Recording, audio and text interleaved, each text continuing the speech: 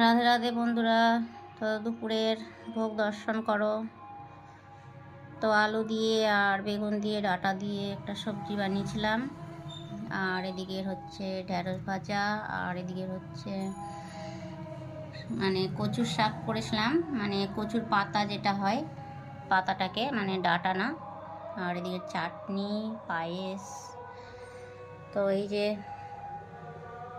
দুপুরের ভোগ দর্শন। রাধে রাধে সবাইকে।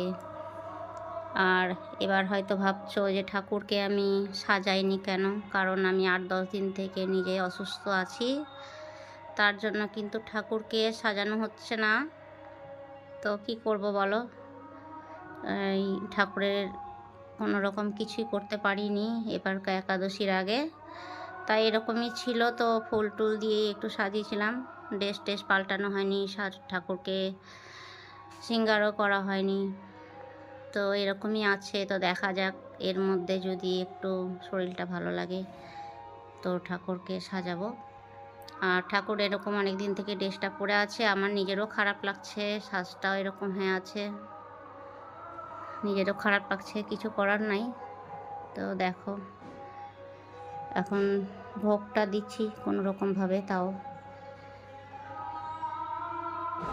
তো রাধে রাধে বন্ধুরা।